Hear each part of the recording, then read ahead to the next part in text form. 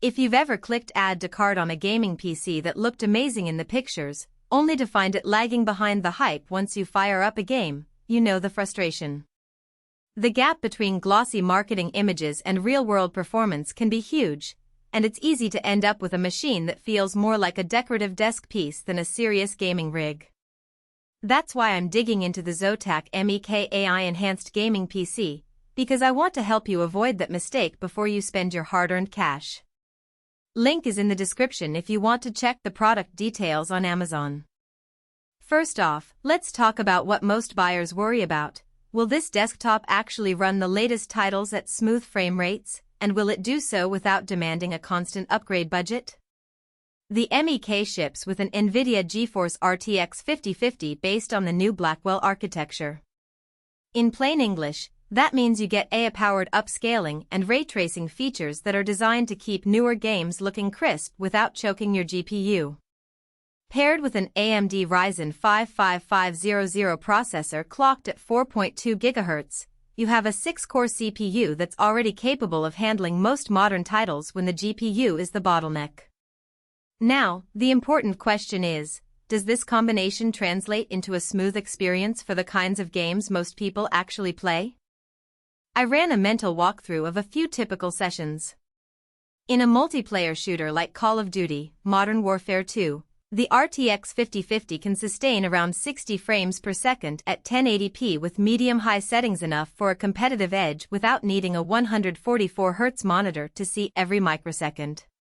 For more demanding single-player experiences, such as Elden Ring with ray tracing turned on, you'll likely be hovering in the low 60s at 1080p, which still feels fluid, but you might need to dial back shadows or texture quality to stay comfortably above 30 frames per second.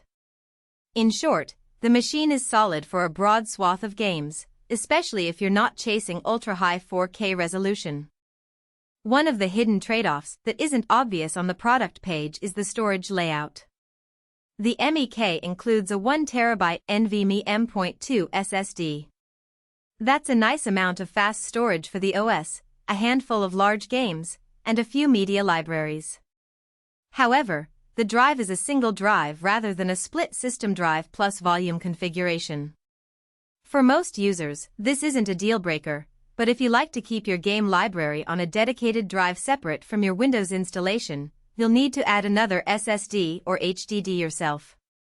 The good news is the case has room for an extra 2.5-inch drive, and the power supply 650W with an 80+ gold rating has enough headroom to support a second SSD without any worry about power stability. Speaking of power, the 650W PSU is a point where the MEK differentiates itself from cheaper pre-built alternatives that often skimp on power quality.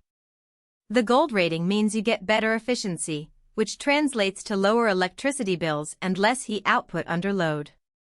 When you're gaming for several hours straight, you'll notice the system stays relatively quiet. The fan curve is tuned to spin up only when the GPU or CPU crosses a certain temperature threshold. That said, the fans themselves aren't the silentest on the market.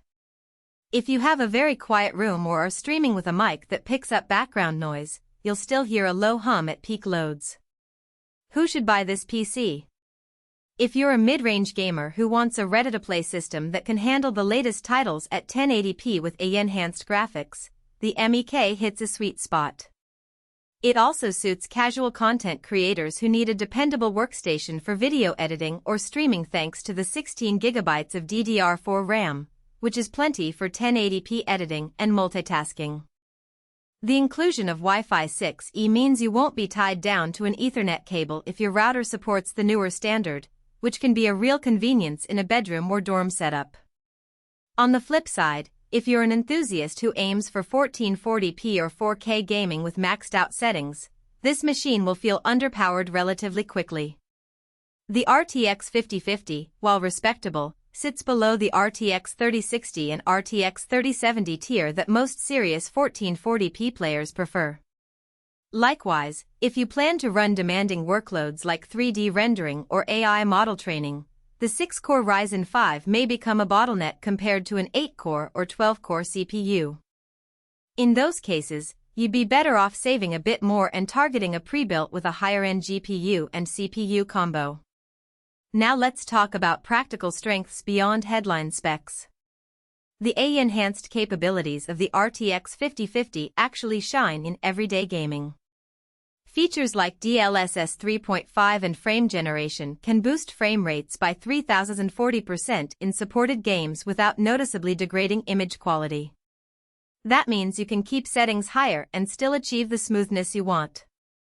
The pre-installed Windows 11 Home also includes the Xbox Game Bar integration, so you can launch games directly from the OS without installing third-party launchers if you play through Xbox Game Pass.